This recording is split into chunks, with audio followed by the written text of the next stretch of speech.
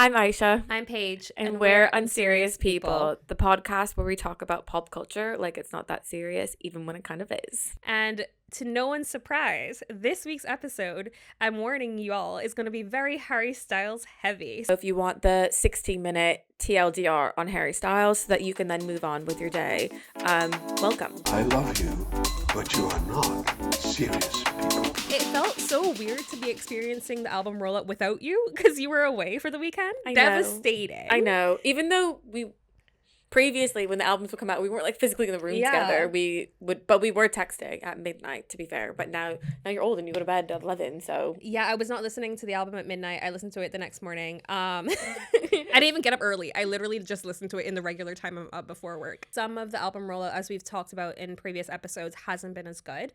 But I will say this past weekend, being in the city and like going to the pop-up and all that kind of stuff, everything was so well thought out, and seeing how they did like the One Night Only, which we're going to touch on later, it just felt like this bit of the album rollout, which is the things they're used to doing, we're done with the thought that we're used to having. I wish I was there to see the pop-up, but unfortunately I was not in town. I also missed the Carrie's house pop-up. For some reason, the pop-up specifically, I don't know, something about it is cursed for me. I think my wallet it fears it, and it's like something about it does not align because I have no self-control, so it's like, don't go. So we're going to talk about the album in great detail. Aisha just showed me her notes, and they are very thorough compared to what I have. And then we're also going to talk about like One Night Only. I have notes on that because I was writing notes while I was watching it. Okay. And then at the very end, we're going to be ranking our song preferences, and I'm going to ask Aisha to rank her Harry Styles album preferences because I'm very curious. And we're going to have a special guest come in for those portions of it as well. Woo! So stay tuned to the end, or just go to that bit if you're curious which songs we like and which ones we hate. Yeah, if you want a normie's opinion on everything, just jump right over. So, set the scene for me. What were you doing while you were listening to this album for the first time? What were your immediate reactions when you first heard it? I was in Portugal. I was on vacation with my mom. So I just was in my room in my Airbnb listening with my AirPods on. So it wasn't really that intense. I have yet to listen to it with my AirPod Maxes, which is not an ad. Although if you want to give me a free pair of AirPod Maxes, I will plug them. I was just wishing that I had like the proper listening tools, because I was kind of listening on headphones that were like I was traveling with. They weren't like the proper ones, but it was sunny, the sun was coming through, which was good because it feels like a summer album. It does.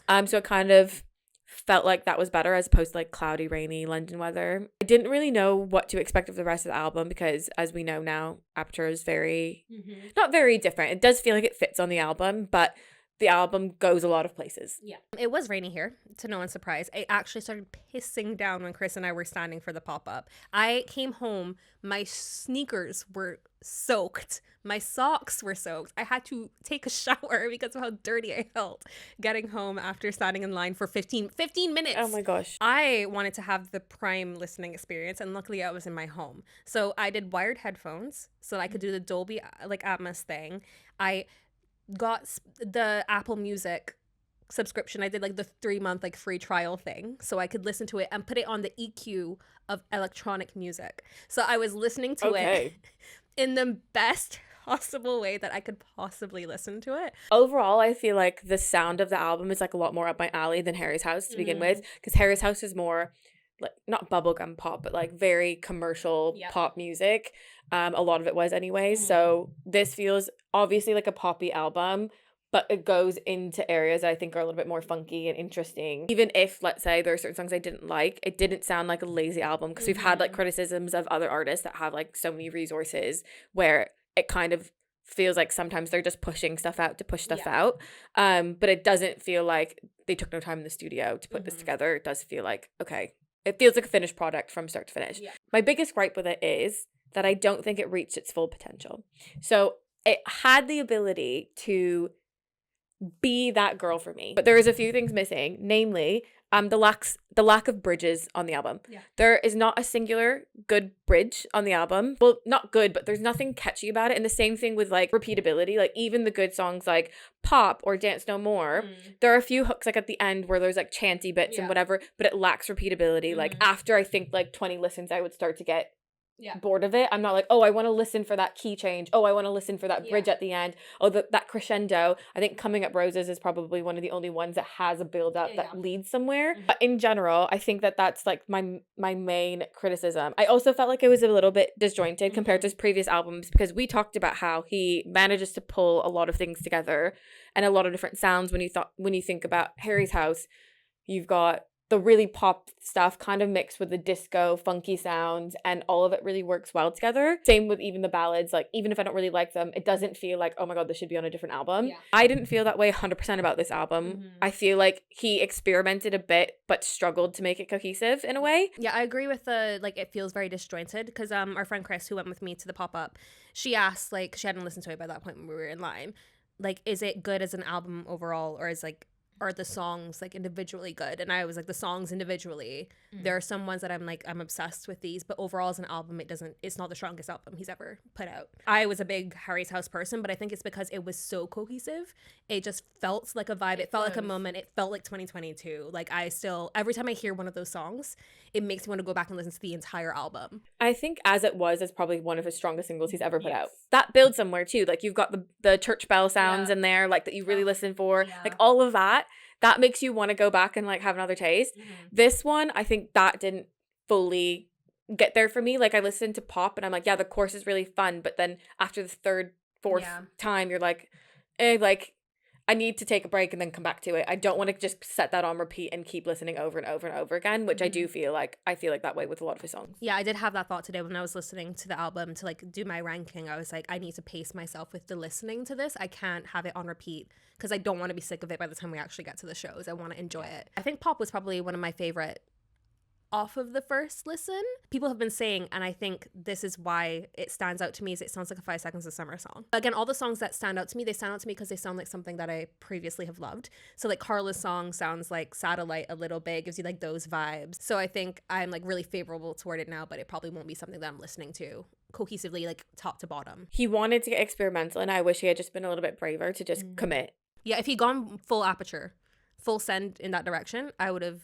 eaten that up. I'm excited for the show nonetheless, because I just based off of the One Night Only stuff, which we'll go into that next, I guess, I do think it's going to be quite fun to hear live. Yeah, definitely. I think that's the reason I'm most excited for it, is this music. When I was listening to it the first time, I was like, oh, this is going to be great in the summer. Sun shining on my face, hearing American Girl, feeling like I'm in a One Direction concert. I am going to be untouchable for those 4 minutes or whatever it is. So One Night Only, we did not get tickets. Very sad. I feel like if you'd been in the city, like if we decided to just go to Manchester. We would have committed to going to Manchester. Some people went to Manchester and got tickets there. They got tickets just given to them. I know, a lot of people did. They got shoved in. I was like, seeing all of that happen, I was like, oh my God, if I should have been here and if we'd gone full send like we normally do, we would have been in that fucking There's arena. no doubt in my mind I would have just like convinced my partner to drive us up to Manchester and been like, please. But still, it was nice that we got to, when I was watching the Netflix, I was like, this is the best view we could have possibly gotten. I'm right on stage with Harry Styles. Like, actually, this is a great way for me. I had my little wine. I was in the dark in my room, so I could again witness it to its full potential. It just made me really excited for the tour because it reminded me of being in the pit at like Madison Square Garden, and like that energy when the girls started screaming, I got really emotional because it's just like there's no sound or feeling, like all the girlies screaming. It reminds me of being like 16 going to a One Direction concert for the first time. During the show, I think the energy is like not 100%, but I realized he's probably nervous because I look back at his other One Night Only shows and the hesitation and the holding back, because I remember I watched with my partner and they were like, I feel like he's usually known for being so bantery and outgoing and he's kind of like very low key on the stage right now. And I was like, I look back at those old videos and he strikes me as someone that is really self-conscious about how people take his music.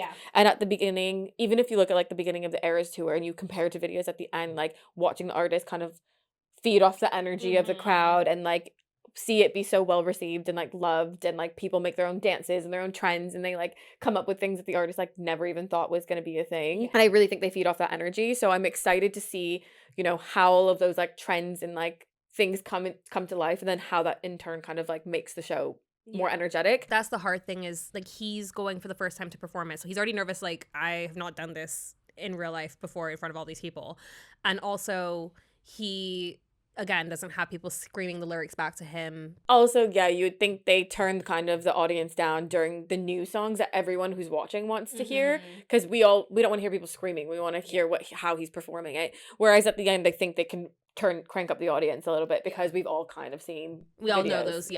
I did like the shots that were from above, like showing all the lighting the drones on the stage. Were that cool was too, really and cool. all the way from the ceiling. Barking returned immediately. Glad to see that still alive. I also had the thought that we're gonna have to learn a whole new set of, like, what's the name of the song? It's like one of the older ones where he's like, what kind of pills you're on? Yeah. And then they shout the good ones, which is apparently a thing. But I was like, we didn't do that at our show. So that's clearly a thing here. Yeah. And that made me panic. And I'm like, I need to go back and look at footage to see what I'm supposed to be saying and dancing to during these fucking songs. I hope they keep the light vibes that they had during When I Only on Netflix, because it was giving very, like, you're at a club. Fingers crossed we get some, like, moody environs. I hope that they bring the string section for Coming Up Roses out. That better be why my fucking ticket was so expensive. People think, like, he's bringing the choir with him. I would think so. And then that's why they need to stay. Because he also had them, I think, for his performance on, what was it, the Brits. The Brits, yeah. Yeah, so I think that that's going to be a thing. The pit crowd was bringing the correct vibes when they were shot. There was a lot of, like, jumping up, no hands phones in the air. Hands were in the air in a way I had not seen. He heard episode 1 of our podcast. Put the phones away. Put the phones away, and it changed the vibe entirely. People were vibing. It was amazing. The brands and influencers that were selected for One Night Only who got tickets, a lot of them I didn't even want to know who they were. And then the only one I saw, there was like this one guy, he reviews like music and other things on TikTok. He was the only one I was excited about because I had seen him talk about Harry before. So I was like, this makes complete sense of why you would be there. And I'm so excited for you because you genuinely are like excited to go and hear it for the first time. Right. I feel like whoever is doing his marketing does not understand who are the boots on the ground in the Harry Styles. Because it doesn't even need to be fans. It could be like, there are music reviewers who are Harry Styles fans that those overlap. Like, send those people. I'm like, we need the boots on the ground, but the boots on the ground are just dying at first sight. Okay, so before we get into our ranking of the overall, I'm gonna start this with a little teaser. We're going to the tour. Surprisingly, we're not going on tour because we can't afford it. But we can't afford it. Might go to 2 shows, maybe, potentially. We'll see. What songs would you not be sad to not hear in person? I have my 2 ready to go because there's only 2 that I would accept. I was devastated when Grape Juice got cut from Harry's house. That was criminal. Pink by Numbers. Yes, that is one of mine. I might go with The Waiting Game, but I'm not sure. That was my second one.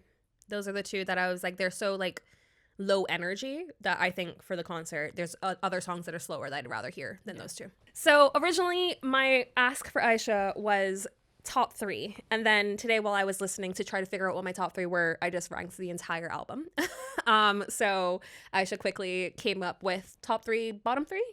I think they're gonna change because they always change for me, and I almost never feel exactly the same way about an album the first time I listen to it. Yes. I didn't really like for example, I didn't really like Folklore the first time I listened to it, but it's because it felt a little bit monotonous to me all the way through, and then once I started to get to know the songs and the lyrics, it vastly changed for me. So I think that will be the same. Top 3: Carla Song. Nice. Taste Back. Nice. American Girls. Okay. So there's a pattern of behavior here. There is a pattern of behavior here, and I like it. I think the reason why I haven't chosen any of the banger bops is because those are the top 3 songs I think I would like go back to listening wise all the time. They are not necessarily the top 3 songs I'm excited to hear in person. Yeah. Those ones I'm like Dance No More, so excited to hear in person. Do you want to do your top 3? Yes. I will preface that the 2 songs I don't like from the album are the 2 that we just mentioned that we wouldn't mind not hearing. All the other ones, I'm like, it's just going to change. It's going to bop up and down, whatever I select. My top 3, excluding Aperture, which is actually in my top 3, but of the new songs, my top 3 are American Girls, Taste Back, and Pop. So we have very big overlapping moments happening here. Also excited to hear Pop. I'm like really excited to hear Are You Listening Yet? So all the really like kind of upbeat songs. Yeah, I think like the Are You Listening Yet and the Ready Steady Go are a little bit lower for me in terms of my overall ranking, but I know they're just gonna be good songs to hear live, so I'm excited to hear them, which is why I'm like I do like all of the songs. I'm just the ones that I actually would listen to again or that are really vibing for me right now are those ones at the top. I'm excited to see the vibes of the tour. I'm excited to see everyone's outfits because I feel like we're fighting a battle on that front right now. Put down the sequins and the boas and the hats. Put them down. Specifically the hats. Like if you want to wear a boa, like fine, disco, fine. I will give someone a boa if they have not been to a Harry Styles tour before this. one. And also, if you're going for a specifically disco theme, like, fine. But if you're wearing it with cowboy boots and a cowboy hat, there's no cowboy. Yeah. There is no cowboy happening. This is not a Taylor Swift concert. There is no yeehawing. I don't understand what you think you're doing wearing sequins, cowboy boots, a boa. What look are you going for? Literally. That ties in with the album theme. Dressing as the album cover concept or dressing as his concept that he has decided he's doing for the tour, which is suits, sweaters. Someone called it like non-binary business casual. And I was like, that is my exact style. I am ready. It's giving trans mask corporate. Literally. And I am here for it. All we have to do is raid your local queer's closet for some cropped button-ups and you'll be good to go. What's your ranking of the overall albums? That was the final question I was going to say. Ooh, I said Fine Line is probably my top one, but it's hard. I think because HS1 and Fine Line have not like a similar energy, but I think they have more of a, like, Fine Line is more just like a slightly more commercial version of HS1, but Harry's House is so vastly different, and then this album also feels vastly different. So for me, it's hard to compare across the board. I will say HS1 is it's like a really good cohesive album. Yeah. I think lyrically really good, musically amazing. But I did say it came at a time in his career, like right when he was starting solo, that it felt more like a tribute album and it didn't feel like authentic to his sound and vibe as an artist.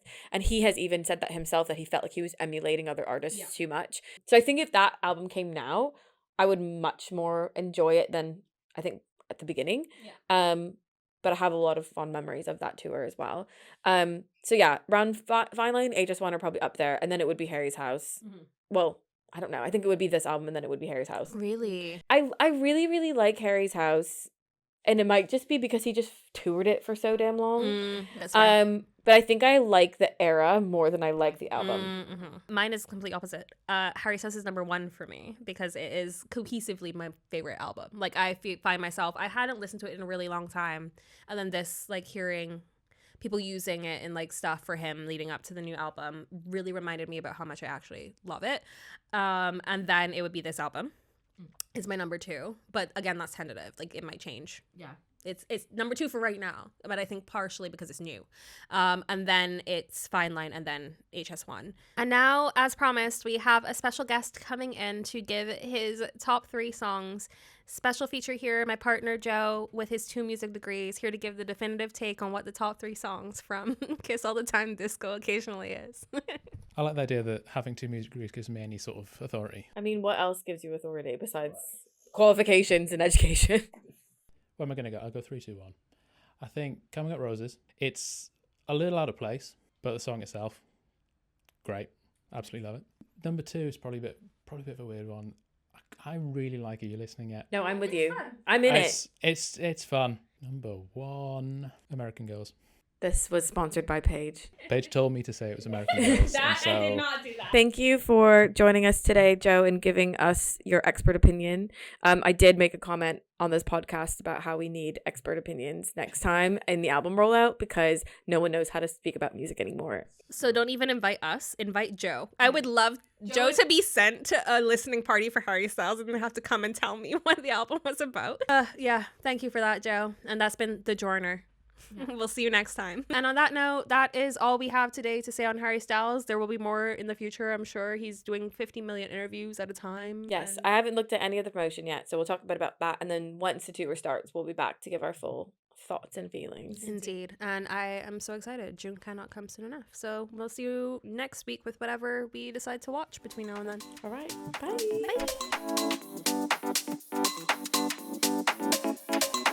Bye.